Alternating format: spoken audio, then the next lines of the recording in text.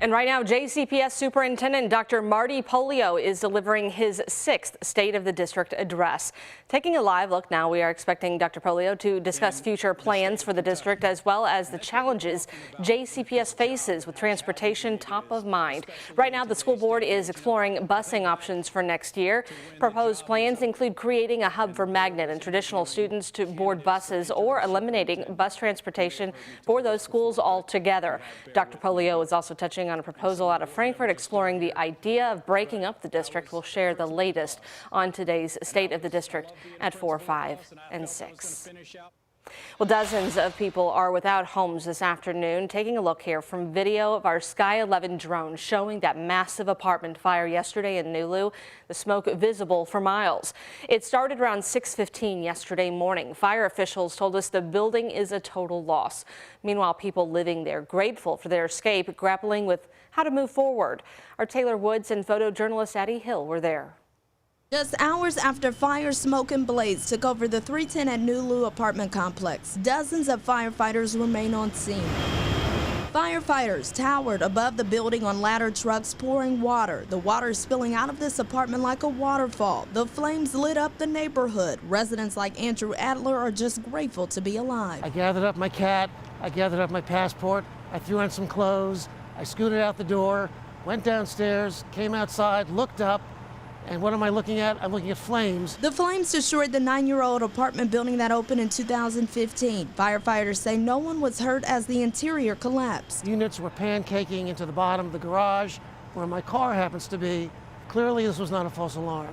The cause of the fire is still being investigated. Unfortunately, when you're dealing with this newer, lightweight truss construction like this, once it gets going a little bit, it's going to take the whole structure very, very quickly. Most of the residents housed in the building were med students. Their personal belongings, furniture, and textbooks now ruined. My only clothes is this, what I'm wearing right now.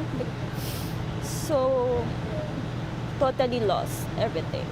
In Louisville, Taylor Woods, WHAS11 on your side. Fire Chief Brian O'Neill said all 37 occupied units were evacuated just before those flames engulfed the building. About 100 Louisville firefighters worked to get it under control, and they were forced at one point to retreat from inside the building as that fire spread.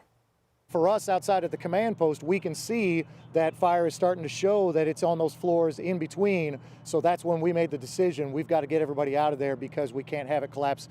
They're thinking all the fire's above them, but it's also below them. A scary situation there. We also learned that the fire displaced 6 University of Louisville students who you heard from. A U of L spokesperson said the university is working with them to find temporary or long-term housing. U of L also provided those students with food vouchers from Kroger and vouchers for emergency supplies. A smoke cloud was visible from that fire, covering most of the downtown Louisville skyline for most of the morning Monday. Visibility so low, helicopters were rerouted. Tri-Township Fire in southern Indiana posted these photos saying an Aerovac helicopter with a patient on board could not get to U of L Hospital because of that smoke. Crews met the life flight at the Clark County Regional Airport to get that patient into an ambulance. Everything is back to normal today. If you would like to help those displaced, especially the students from U of L we told you about, we do have a link in this story on WHAS11.com's homepage. We're also expecting an update from the Louisville Fire Department about an hour and a half from now. On the very latest, we'll have that coverage coming up today at 4, 5, and 6. The Louisville Urban League and Jefferson County Public Schools are pushing back against legislation by Kentucky Republican lawmakers aiming to restrict diversity, equity, and inclusion policies, also known as DEI. Bills proposed in Frankfort would allow students and staff at public universities and schools to refuse to support DEI policies and programs they call divisive. Supporters claim those policies discriminate against some people in college hiring and admission processes, but leaders at the Urban League and JCPS call them harmful attacks in education.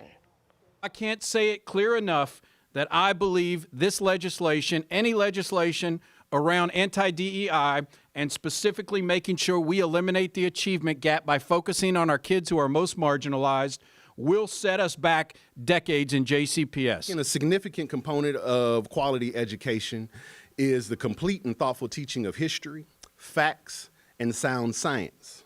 Any attempt to limit, omit, or replace those elements does not represent good educational practice and is harmful to students and our society.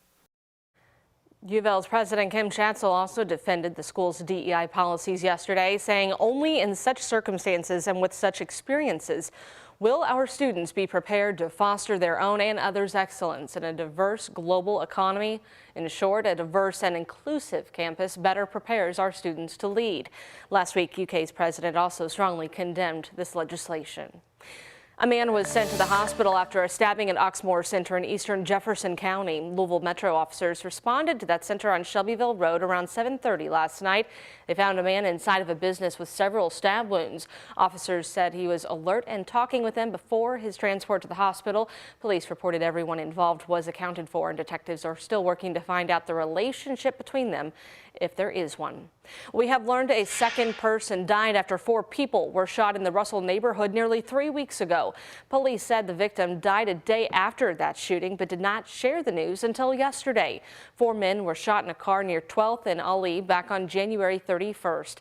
A man died at the scene. It's unclear of the condition of the 2 who survived. LMPD says the investigation is still active, and anyone with information is asked to call that anonymous tip line at 574 LMPD. Metro Police also searching for the person who shot and killed a woman inside her home.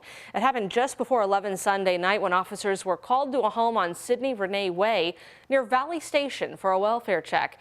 It's there they found 21-year-old Kylie Miller dead from a gunshot wound. And as of this afternoon, LMPD has not given any information on suspects. Well, we are getting a closer look at damage from a fire under investigation in Memphis, Indiana, just a few miles north of Sellersburg.